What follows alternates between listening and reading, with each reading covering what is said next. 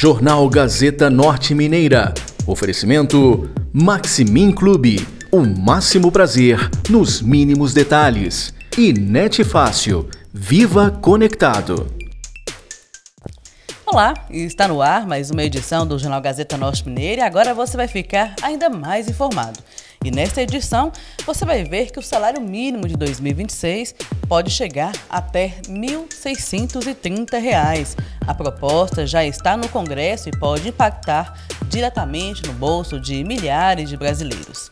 E a atenção redobrada com a temporada de ventos aumenta o risco de acidentes com pipas próximo à rede de energia. E mais, apesar dos avanços no tratamento contra o HIV, o alto custo de novos medicamentos ainda impede que parte da população tenha acesso a terapias modernas. E em Minas, a Semana Nacional da Pessoa com Deficiência reforça a importância da inclusão e do acesso a oportunidades. Tudo isso você vai ver agora.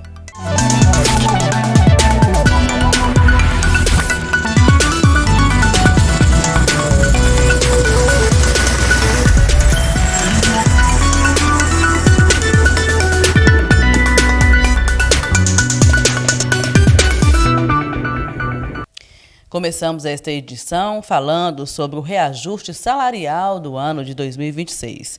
O salário mínimo proposto para o próximo ano pode parecer pouco, mas pode impactar diretamente no poder de compra do trabalhador e no equilíbrio da economia. O governo entregou ao Congresso Nacional a Lei de Diretrizes Orçamentárias para 2026. O texto define as bases do orçamento do próximo ano e traz projeções para metas fiscais e receitas necessárias para fechar as contas. Entre os principais pontos está o reajuste do salário mínimo, que deve chegar a R$ 1.630 em janeiro, um reajuste de 7,37%. O valor considera a inflação e garante um ganho real de 2,5%. O secretário executivo do Ministério do Planejamento, Gustavo Guimarães, explicou que o projeto foi elaborado com base no novo arcabouço fiscal. A gente sabe que, além de números e prioridades, é um compromisso do governo com a responsabilidade fiscal, eficiência do gasto público e o desenvolvimento social e econômico do país. O orçamento que hoje a gente vai apresentar foi elaborado sobre as diretrizes do novo arcabouço fiscal, que garante previsibilidade, disciplina e sustentabilidade para as contas públicas. A proposta prevê um superávit primário de 34 bilhões e 300 milhões de reais, equivalente a 0,25% do PIB. A meta faz parte do esforço do governo para manter as contas equilibradas dentro do arcabouço fiscal. Para aumentar a arrecadação, o governo anunciou o corte de benefícios fiscais. A medida deve garantir 20 bilhões de reais extras em 2026. Além disso, espera contar com outras fontes de recursos, como explica o secretário executivo do Ministério da Fazenda, Dário Durian. No ano que vem nós vamos ter previsões de venda de participação da União em óleo, a gente vai ter previsão de dividendos, isso com parcelas pequenas de incremento. Então não vamos mudar a realidade da participação da União em óleo, são pequenas parcelas, o incremento de dividendos também, de modo que a gente consiga entregar um resultado que nós estamos buscando a duras penas. Por outro lado, as emendas parlamentares pesam no orçamento. O relatório preliminar da LDO reserva 54 bilhões e 200 milhões de reais para esse tipo de despesa, sendo que mais de 70% tem caráter impositivo, ou seja, de execução obrigatória. Pelas projeções, as despesas totais da União devem somar 2 trilhões 430 bilhões de reais, enquanto a receita está estimada em cerca de 3 trilhões e 200 bilhões. A maior parte dos recursos continua comprometida com gastos obrigatórios, como previdência e folha de pessoal. Agora cabe ao Congresso discutir e votar a proposta, que servirá de guia para a elaboração do orçamento 2026. Seguimos agora para o intervalo e já voltamos. Estamos de volta e agora vamos falar sobre cuidados ao soltar pipa, uma brincadeira comum que pode se transformar em risco de morte quando feito perto da rede de energia. É preciso ter consciência e cuidado ao soltar as pipas. Eu queria que você falasse primeiro, Matheus, sobre os principais pontos de segurança que devem ser observados sobre esse assunto. Com certeza, o uso, né, a brincadeira das pipas próximo da rede elétrica é um ponto de grande atenção para a gente na CEMIG. O que pode ser uma brincadeira pode virar até tragédia. Na verdade, né, a brincadeira de soltar pipa, o ideal dela é fazer num local longe da rede elétrica, porque você está brincando ali e a pipa ficando presa incentiva que alguém possa, por exemplo, tentar retirá-la. Nessa tentativa, a pessoa se expõe a um choque elétrico. Mas não só esse risco, que talvez é o primeiro que a gente pensa quando fala, a gente tem outros problemas de natureza elétrica mesmo no sistema. Por exemplo, uma pipa que fique presa, ainda que ninguém vá lá retirar, a pipa não tem característica condutiva, então ela fica agarradinha ali nos fios, quietinha, vamos falar assim. Porém, na chegada do período de chuvas, quando você tem uma umidade presente naquela pipa, ela torna-se levemente condutora, e aí com aquela umidade aumentando, condutora, e passa a ter um curto-circuito entre aquelas fases. Esse curto-circuito pode ocasionar desde só o desarme do circuito, deixar uma região ali sem energia, mas também pode ocasionar o rompimento dos condutores. Com o rompimento dos condutores, esses condutores podem vir ao solo e aí também causar um acidente elétrico com as pessoas. Além desse problema, tem outro. O uso de linhas cortantes, aquelas linhas cerol, linhas chilenas, aquelas linhas são realmente muito potentes no corte, vamos falar assim. E aí, com o tempo, nos condutores, elas vão fazendo fricção naqueles condutores, né? O uso prolongado, repetidas vezes, as crianças puxando aquelas linhas, vão destruindo lentamente os cabos, e com a pressão de puxar, de mexer, podem ocasionar a fragilidade desse condutor e que eles se rompam também, e de novo causando transtorno para os clientes, mas mais importante, mais grave ainda, com que esses condutores caiam ao solo com energia, né? Então energizados, podendo causar um acidente. Bom, você deu aí vários exemplos do que pode acontecer, né? Várias explicações. E, assim, você já falou também sobre os perigos e quais seriam os cuidados básicos para os pais responsáveis orientar as crianças na hora da brincadeira. A principal e mais simples de todos para seguir é realmente brincar, né? Soltar pipa longe da rede elétrica, procurar um local que não tenha rede próxima, né? Quanto mais afastado, mais seguro vai ser. A CEMIG tem registros de acidentes ou interrupções de energia causadas por pipa? Tem. Né, aqui na região nossa, aqui norte, aqui em Montes Claros, a gente tem, no ano passado, teve quase 20 mil unidades que foram afetadas, foram um total de 69 ocorrências que a gente teve de falta de energia por causa de pipas. Esse ano está em torno aí de quase 2 mil unidades afetadas, né? Foram 11 ocorrências. Então, assim, é um número muito alto para a gente, né? Então, assim, muitas vezes uma falta de energia para ser causada por uma pipa, por uma brincadeira, então, assim, algo que não tem nada a ver, que é algo que a gente não quer e orienta sempre.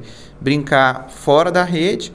E uma dica adicional que eu posso comentar é assim, prendeu alguma coisa na rede, uma pipa ou qualquer outro objeto, o caminho a fazer é chamar a CEMIG, ligar para a CEMIG pelo 116, falar, tem um objeto na rede, tem uma pipa que ficou presa na rede, e a gente vai fazer essa retirada. A gente, infelizmente, tem casos de pessoas tentando tirar sozinhas. Dá para falar, assim, mais ou menos quais os bairros que seriam mais afetados ou ainda não tem esse número? Acaba que o primeiro lugar que a gente vai pensar, né? É o lugar onde tem mais gente soltando pipa, é o que é mais afetado. Mas pelo desenho do circuito elétrico que a gente tem, a gente pode ter um problema desse de pipa sendo afetando aquele mesmo próprio bairro, né? Aquela mesma rua, por exemplo. Mas se for um bairro que alimenta outros, um ponto de energia passa para chegar em outros, a gente pode ter um problema naquele bairro que muitas vezes afeta o bairro seguinte, né, que está depois. Então, as ocorrências podem acontecer de várias formas. Então, assim, acaba sendo um transtorno generalizado para aquela região. Bom, a CEMIG hoje faz algum tipo de ação educativa ou campanha sobre esse assunto? A gente faz muita campanha, tem campanhas nos canais digitais, rádios, né? A gente sempre que tem a oportunidade fala no assunto segurança e fala no assunto pipas. E recomenda de novo, gente. A primeira dica, o primeiro conselho que a gente dá é soltar a pipa longe da rede elétrica. O segundo é, soltou e por acaso ficou preso a pipa ou até qualquer outro objeto, o segundo é sempre acionar a CEMIG. Qualquer dúvida, qualquer problema, é sempre acionar a gente. Nós vamos lá mandar uma equipe até o local para fazer a retirada dessa pipa. De novo, a gente teve casos, né, fatais, inclusive, de pessoas que tentaram retirar por conta própria esses objetos. Então é sempre contar com a CEMIG para ir até o local, fazer a análise e fazer a retirada. Seguimos para o intervalo e já voltamos. Estamos de volta e agora a gente fala sobre os altos custos dos medicamentos contra HIV. E olha só, avanços na medicina só têm valor real quando chegam a quem mais precisa. O desafio agora é transformar inovação em acesso a toda a população. Apesar dos avanços no tratamento do HIV, a dificuldade de acesso a medicamentos mais modernos ainda preocupa especialistas. Novas drogas de ação prolongada representam um marco no combate à infecção, com eficácia superior a 95%. Mas o alto custo e a falta de acesso universal podem comprometer os resultados, como alerta Andrea Bocardi Vidarte, representante do UNAIDS Brasil. O Brasil, que tem toda a capacidade para não só dar acesso, sino também produzir genéricos que possam, através do SUS, chegar a todas as populações. O Brasil foi pioneiro no fornecimento gratuito de medicamentos contra o HIV. E hoje, 82% das pessoas diagnosticadas estão em tratamento. Mas ampliar o uso da profilaxia pré-exposição e garantir o acesso às novas terapias é considerado um desafio estratégico. Segundo dados do Ministério da Saúde, 1.300.000 pessoas foram infectadas pelo HIV em 2023. O número ainda está muito acima da meta global de menos de 370.000 novas infecções por ano até 2025.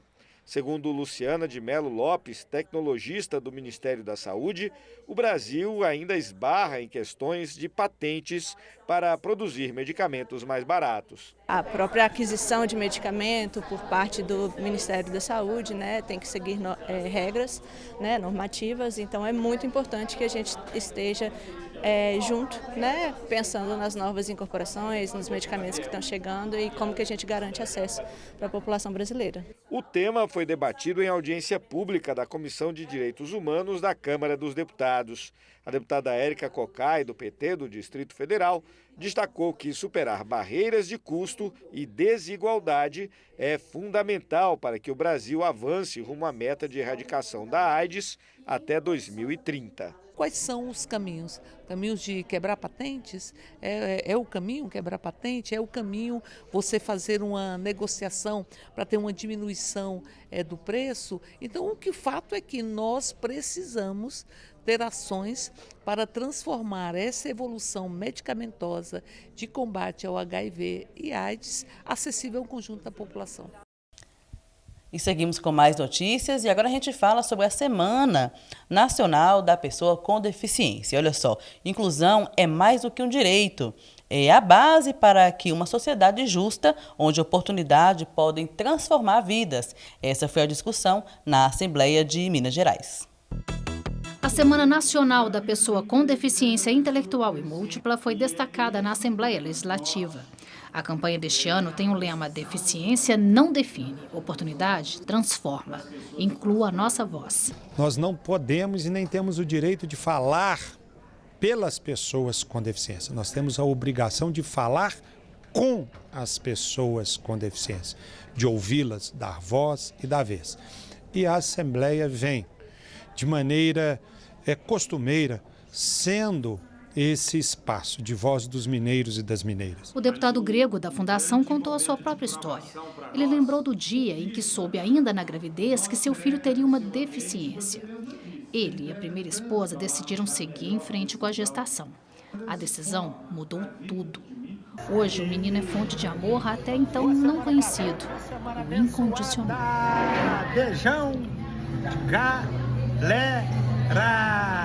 Dando voz às pessoas com deficiência estava a jovem Bianca. Ela tem deficiência intelectual e dificuldades de fala, mas nunca desistiu. Hoje está no 4º período da faculdade de administração, já tem um emprego e muitos sonhos. Tem sonho de construir uma casa, comprar uma casa, né? Tem sonho de construir uma família, de fazer uma faculdade, de formar, se Deus quiser, daqui em 2027 eu vou formar. Então eu acredito que sim, que todas as pessoas são capazes. O relato da Bianca mostra que as oportunidades podem transformar vidas, mas ainda falta muito. O Ministério Público destacou barreiras que dificultam a acessibilidade nas escolas e nos espaços públicos. As entidades que apoiam as pessoas com deficiência também falaram da dificuldade para conseguir financiamento e mais políticas públicas. A maior parte das políticas, tanto na educação como na saúde, é até os 18 anos. Depois das pessoas com deficiência, aí fica uma lacuna nesse período de 18 até o envelhecimento, que eles estão ficando mais idosos, né? Estão vivendo mais. O governo de Minas falou sobre ampliações nos cuidados na saúde nos últimos 2 anos.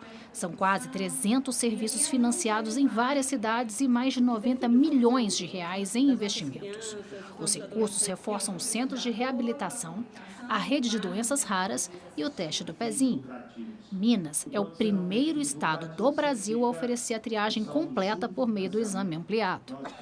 Graças a um projeto de lei do deputado grego da Fundação, o estado também terá na rede pública o teste da bochechinha, que amplia o número de doenças diagnosticadas precocemente. O executivo ainda apresentou avanços na educação. O Estado oferece o atendimento na sala de recursos multifuncionais, né? Nós temos atualmente 1.500 salas funcionando em todo o estado. Nesse atendimento, o estudante vai trabalhar a cognição e a metacognição para poder ter acesso ao currículo na sala de aula.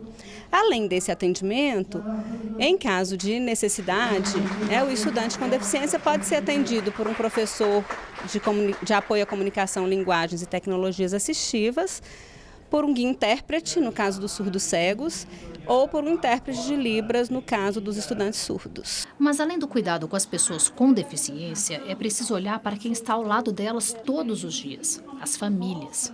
Sem o apoio delas, nenhuma política pública funciona. A gente entende que precisa fortalecer essas famílias para que elas tenham noções dos direitos, do que elas podem promover em prol da pessoa com deficiência. Então a gente faz o trabalho de fortalecimento, faz o trabalho de proporcionar as mesmas vivências, as mesmas terapias em um lugar só. Bom, e assim então finalizamos mais uma edição do Jornal Gazeta Norte Mineira. E lembrando que para você ficar sempre informado, acesse o nosso portal gazetanortemineira.com.br. Lá você confere a nossa programação completa, inclusive o Ronda Gerais com a notícia em cima do fato com Rafael Bicalho e também denúncias com o De Olho na Cidade com Felipe Guzmão. Tudo isso você encontra em nosso portal e também o nosso diário de notícias, com os principais acontecimentos pelo norte de Minas. Acesse então o nosso portal gazetanortemineira.com.br. Eu fico por aqui, te espero na próxima edição. Até lá!